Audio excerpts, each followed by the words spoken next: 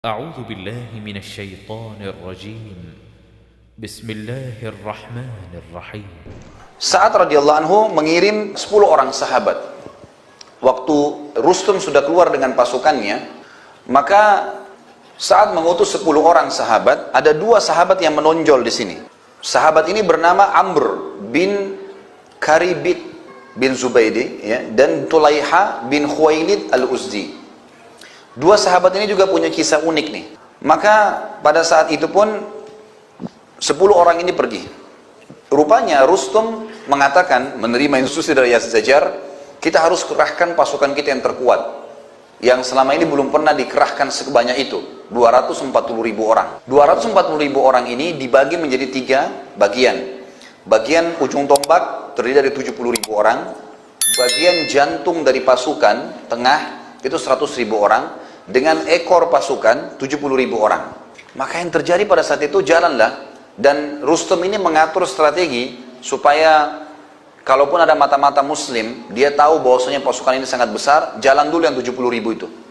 Setelah perjalanan 2 hari, baru keluar yang 100.000. Setelah perjalanan 2 hari, baru keluar lagi yang 70.000. Jadi pasukan ini sangat besar jalan. Pada saat itu, 10 orang ini diutus oleh Sa'ad, coba ngintai. 10 orang ini memang pemberani, terutama 2 orang ini.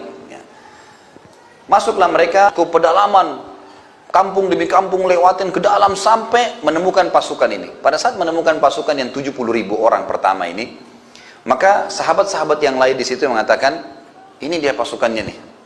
Ada bendera, ada pasukan gajah, jumlahnya tidak terhitung, sekitar 70.000 orang. Pada saat itu orang-orang semua mengatakan ini pasukannya. Kita kembali sampaikan kepada Sa'ad. 2 orang sahabat ini, sengaja saya sebutin namanya karena mereka punya kiprah. Si Amr bin Karib tadi dengan Tulaiha bin Khuwailid. 2 orang ini bilang bukan. Ini bukan inti pasukan, ini cuma ujung tombaknya, pasukan depannya saja. Kata yang 8 orang, pastilah ini. Dia bilang enggak. Kalau kalian mau pulang silahkan, kalian pulang aja. Pulanglah 8 orang ini. 2 orang ini adalah 2 kepala suku dari Yaman. Dan 2 orang ini dulu di zaman jahiliyah, kalau orang-orang Quraisy pun butuh bantuan segala, sering minta tolong. Dan kalau 2 orang ini sudah datang di pasukan Quraisy, pasukan Quraisy sudah merasa tenang karena 1 orang dianggap seperti kekuatan 1000. Beraninya luar biasa. Yang terjadi adalah pada saat itu 2 orang ini jalan, Amr dan si Tulaiha jalan. Perjalanan 2 hari ditemukanlah 100.000 itu. Pasukan yang kedua. Kata Amr kepada Tulaiha, wahai Tulaiha, ini kira-kira pasukannya? Kata Tulaiha, bukan. Ini masih jantungnya nih, masih ada pasti. Karena Tulaiha kepala suku sering ikut berperang, tahu dia. Ini sekitar 100.000 orang. Kata Amr, apa yang kita lakukan? Kata Tulaiha, masuk lagi. Kita cari ujungnya, ekornya di mana. Karena di situ biasa pimpinannya. Jalanlah mereka perjalanan 2 hari lagi sampai mendekati Madain. Nah, Madain ini teman-teman sekalian adalah ibu kotanya Kisra pada saat itu. Ya, sangat terkenal, memiliki istana putih. Maka yang terjadi, kata Amr, ayolah kepada Tulaiha, jalan sampai 2 hari menemukan 70.000 lagi pasukan. 70.000 pasukan yang terakhir yang ditemukan ini, ternyata di situ memang ada singgasana, ya, ada Rustum yang lagi duduk di atasnya, di bawah ada pasukan gajah dan ada gajah-gajah yang berwarna putih. Ini biasa gajah-gajah pilihan. Maka kata Amr, apakah ini ekornya? Kata Tulaiha, iya. Kata Amr, kalau gitu ayo kita pulang, sampaikan aja kepada Sa'ad. Berarti jumlah mereka 240.000. Kata Tulaiha, wahai Amr, sudah sejauh ini kita jalan 6 hari perjalanan, terus kau mau pulang kosong? Kata Amr, kau mau apa? Kata Tulaiha, serang. Riwayat sahih menyebutkan, maka kata si Amr, wahai Tulaiha, kau sadar kita 2 orang lawan 70.000? Kata Tulaiha, iya. Apa yang kau takutkan? Gitu kan? Kalau kau memang tidak mau menyerang mereka, berarti kau pengecut. Percuma jadi kepala suku, gitu kan? Kata Amr, bukan masalah pengecut, 70.000, dan kita ini butuh informasi yang kita sampaikan kepada Sa'ad, gitu kan? Kau tahu saya bukan pengecut, tapi kalau kita nyerang kita terbunuh, berarti yang diinginkan oleh pimpinan kita tidak dapat. Kata Tulaiha, kita tidak akan terbunuh kecuali ajal sudah datang. Kalau kau tidak mau ikut, tunggu di sini, gitu kan? Ini Tulaiha adalah luar biasa. Beliau takbir sendirian, dan kebetulan waktu itu kebetulan sekali memang pasukan yang 70.000 ini sudah jalan selama perjalanan 2 hari juga dari wilayahnya dia, dan lagi istirahat. Pas sudah malam, kemudian dia datang sendirian. Si Amr nunggu. Dia serang, kemudian dia datang ke kemah-kemah mereka, memutusin tali-tali kemah mereka. Semua yang didapat ditebasin sambil takbir, Allahu Akbar, Allahu Akbar. Satu orang, karena suara takbir yang sering diucapin sama dia banyak, ya sering terulang, maka orang pikir ini pasukan sedang menyerang. Maka dia putusin semua tali-tali sampai tiba di kemahnya Rustum, pimpinan mereka. Dia tebas talinya, kemudian diambil kudanya Rustum. Kuda yang paling bagus pimpinannya diambil, kemudian dia bawa pulang. Dia keluar, ini sudah kacau di pasukan. Dipikir pasti banyak prajurit yang sedang menyerang muslimin. Padahal cuma satu orang. Kemah-kemahnya semua sudah runtuh, obornya diambil, dilemparin, terbakar obor itu. Jadi dia satu orang bikin kacau. Kemudian dia keluar, dia datang kepada Amr sambil senyum. Nih, saya sudah dapat ghanimah. Kemudian dua-duanya pulang gitu. Amr sempat kagum pada saat, tapi Amr tidak ikut ya gitu. Pulanglah dia, lalu diperdengarkan kepada Sa'ad. Saat mengatakan, bagus yang kamu lakukan. Itu yang namanya prajurit gitu. Maksudnya nyerang, jangan takut gitu kan. Ya, ini termasuk kisah yang unik yang terjadi pada saat itu, sebelum terjadi peperangan. Dan saat tetap berpegang pada instruksi, dan ini penting sekali, memegang instruksi pemimpin. Kata Umar, jangan serang sampai mereka menyerang. Sampai kau nanti mengetahui aib dan kekurangan serta kelemahan pasukan musuhmu.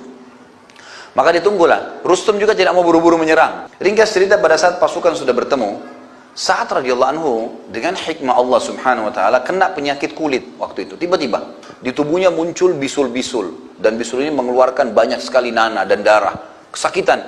Jadi dia cuma bisa berdiri atau tengkurap, dia nggak bisa yang lain. Sa'ad radhiyallahu anhu. Maka Sa'ad mengatakan, saya menunjuk Khalid bin Marfa', ini ada satu tabi'in ya. Kata Sa'ad, letakkan saya di tempat tertinggi di arena peperangan ini. Kebetulan Qadisiyah ini ada di lapangan kayak padang pasir dan ada gunung-gunung batu. Maka Sa'ad pun dibawa sampai ke atas. Nah, Sa'ad ini radhiyallahu anhu baring tengkurap sambil melihat pasukan musuh. Dan ternyata hikmahnya juga adalah Sa'ad jadi bisa tahu seberapa besar pasukan musuh, karena kalau dari gunung kan kelihatan. Terus Sa'ad terus memotivasi ya para pasukannya sampai dia mengatakan, aku telah mewakilkan kepada Khalid bin Arfatah sebagai wakilku, maka ikutilah dia.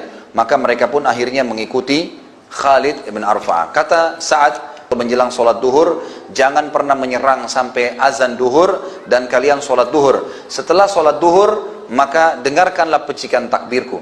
Kalau aku takbir yang pertama, maka kalian juga ikut bertakbir. Saat takbir, orang yang dibawanya menyampaikan takbir, sana takbir, terdengar takbir, takbir semua serentak 30.000 orang. Setelah itu kalian tenang, tunggu instruksi takbir saya yang kedua. Maka Sa'ad pun bertakbir setelah melihat pasukan musuh sambil berdoa kepada Allah, lalu berkata Allahu Akbar yang kedua. Sampailah kepada orang yang dekat Sa'ad, lalu menyampaikan sampai ke pasukan, semuanya takbir yang kedua. Kemudian Sa'ad melihat lagi ke arah musuh sambil berdoa kepada Allah subhanahu wa ta'ala, akan mengucapkan takbir yang ketiga. Dia rupanya ini secara manusiawi ingin melihat reaksi takbir kepada pasukan-pasukan musuh. Dan Sa'ad bisa melihat dari jarak jauh, mereka saling melihat satu sama yang lain. Artinya ini ada pengaruh kejiwaan terhadap takbir tersebut, karena 30.000 orang semua takbir. Maka Sa'ad berkata, saya akan takbir yang ketiga. Dan pada saat selesai saya takbir yang ketiga, kuatkan tali-tali sendal kalian, kuatkan pelana-pelana kuda kalian, bertawakallah kepada Tuhan kalian, dan seranglah musuh kalian dengan mengejar surga dari mereka. Maka takbirlah yang ketiga, Allahu Akbar, semua Allahu Akbar, lalu pasukan semuanya memperbaiki sepatunya, sendalnya, dan ini ternyata punya efek juga. Musuh-musuh pada saat melihat 30.000 orang di hadapannya, walaupun jaraknya lumayan gitu kan, tapi ternyata mereka semua serentak dari kudanya itu melihat ke arah sepatunya, karena instruksi pemimpin begitu. Musuh-musuh rupanya menangkap lain. Musuh-musuh menangkap berarti ada senjata-senjata di kaki-kaki mereka nih, gitu kan? Ada yang dirahasiakan, gitu kan? Padahal instruksi Sa'ad cuma begitu, suruh kuatkan sendal-sendal kalian, kuatkan pelana-pelana kalian. Maka ini sebuah hal pemandangan yang unik bagi musuh-musuh Allah Subhanahu wa taala.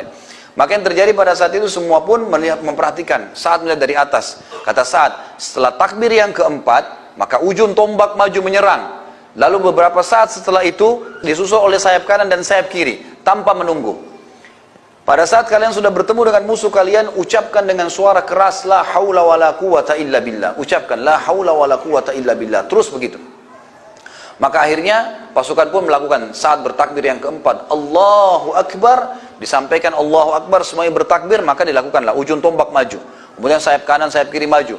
Mereka begitu mengucapkan, la haula wa la quwata illa billah, la haula wa la quwata illa billah. Maka di dalam buku-buku sejarah dikatakan musuh-musuh mereka berjatuhan seperti lalat-lalat yang jatuh, bertebaran jatuh karena semangat yang besar. Orang-orang muslim ingin mencari kematian karena saat mengatakan kejarlah surga dari musuh-musuh kalian, sementara musuh-musuh mereka itu berharap bisa selamat karena mereka menerima gaji dari itu. Beda. Lalu Sa'ad radhiyallahu anhu memerintahkan pada saat itu ujung ekor untuk jarum maju ke depan, terus maju saja dengan sentakan-sentakan kaki mereka sambil bertakbir, sambil melantunkan ayat-ayat surah Al-Anfal. Maka jalanlah pasukan yang di belakang ini. Nah, ternyata jalannya pasukan ekor ini dengan tenang, sementara kancah peperangan berkecamuk. Ini tidak biasa terjadi dalam peperangan. Biasanya, kalau lagi berkecamuk pun pasukan dari belakang juga menyerang dengan cepat. Ini enggak.